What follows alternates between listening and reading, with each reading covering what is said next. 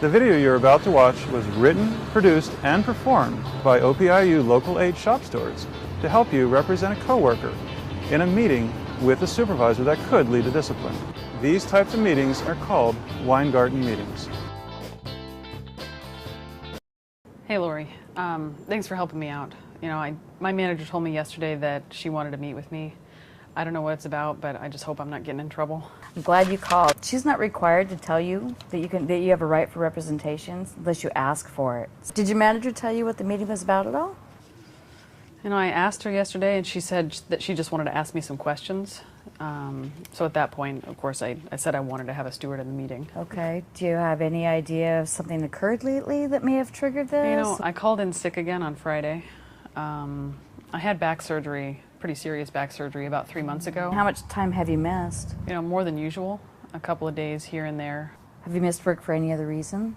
No, I've never had any attendance issues until now. When you called in, did you tell your manager it was because of your back, or did you call in just saying you were sick? Yeah, I don't remember.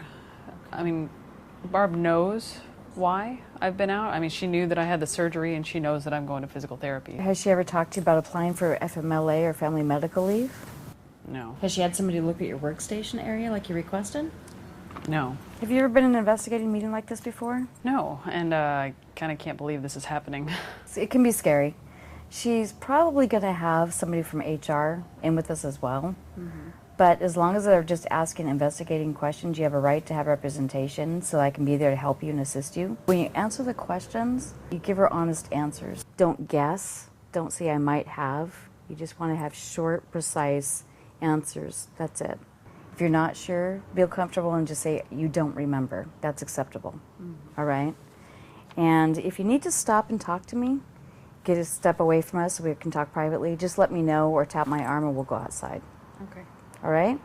Yeah. Because Stephanie has been called to a meeting where the supervisor is asking questions that could lead to her discipline, she can have her shop steward present. She's exercising her Weingarten rights, named after a Supreme Court decision that gives union-represented employees the right to have a shop steward or union representative present in this type of meeting. Your employer usually has no obligation to tell members of these rights. Employees must ask for union representation just like Stephanie did. Members must be given time to contact a union representative or shop steward. The Weingarten rule is applied when a supervisor is questioning an employee to get information that the employee reasonably believes could be used as grounds for discipline. If the meeting is just to inform about a discipline without investigating, this rule doesn't apply. If the supervisor refuses to stop the meeting to allow representation, it's best to comply now and grieve later. Try to find out the general reason for the meeting. If the member doesn't know, ask the supervisor to tell you. Thank you both for coming. Stephanie, I've noticed you've had a lot of absences in the last 3 months. I just want to check and see what was going on. You and I have talked about this. You know that I went and had back surgery and it was supposed to fix things, but I've still had some problems. I've been experiencing some pain sometimes and I've been going to physical therapy. But sometimes the pain's so intense I can't get out of bed. Well, my report here shows you've actually called in 7 times or more in the last 3 months. Is that correct? Yeah, I guess. Can we have a copy of that paperwork that you're reading there? I don't have any extra copies on hand. Stephanie, are you aware of our policy regarding absences? I'm sure I read it a long time ago. I haven't really looked at it since then because I haven't had any issues. Well, you were given that policy when you were first hired. We also reviewed this policy over a year ago, and it states that you're not allowed to have more than 4 occurrences in a 12-month period, which you've obviously exceeded. If you also call in on a Monday or a Friday, that counts as 2 occurrences. Do you have a copy of that policy in the documentation that shows that Stephanie received it? No, but I can get that for you. Does it count as an occurrence even though she's under the care of a doctor? That is correct. My understanding is that Stephanie's absences wouldn't count as occurrences if she was covered under the FMLA. She has no record of FMLA on her file. She is not on extended leave.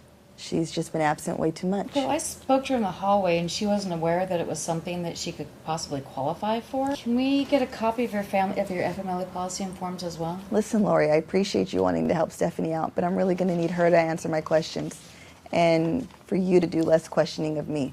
Well, I understand that, and Stephanie's more than willing to answer your questions, but it's my job here to represent her and to help assist with the outcome of this meeting. So we do have a right to ask for that information. We'll need to get a copy of the policies as well as the attendance form you're reading. She's going to need to talk to HR about that. By looking through this in my notes, it seems that there's several issues that need to be investigated further here. What further issues? Stephanie appears that she does qualify for FMLA, and she did ask that her workstation be looked at and possibly modified. Can you tell me the status of her work area request? I'll have to look into that. I know it's been a while, but at this time, as I stated, she has no FMLA on file, and I have no choice but to give her a written warning. I have to follow policy and procedure. All right. Could we get a minute to talk to each other? That's fine. I'll take a call. I'm so mad. You know, this is not my fault. It's not like I want to be injured. It's just miserable. I know. Take a deep breath. You don't want to lose your temper. We know we're right. I'm pretty sure she's going to present you with a written warning document. I know. Signing it doesn't mean you did anything wrong. It just acknowledges that you received it. Okay. And we can turn around and file a grievance against it. Are you guys ready?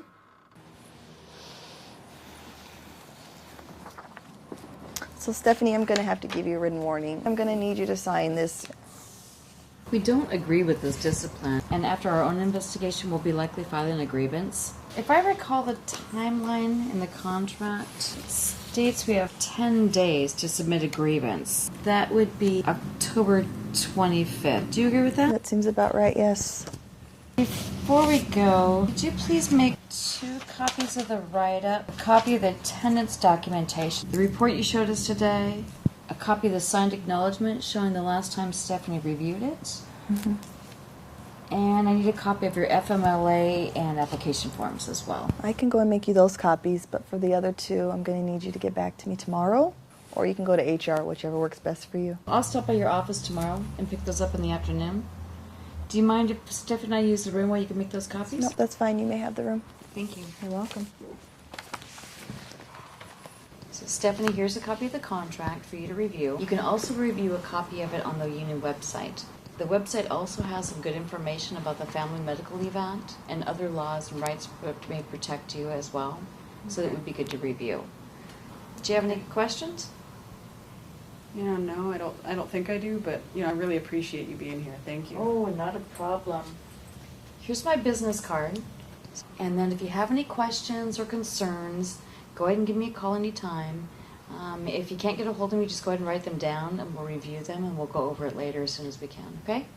Okay. Thanks so much. Oh, you're welcome. You're welcome. It'll be fine. We'll work it out.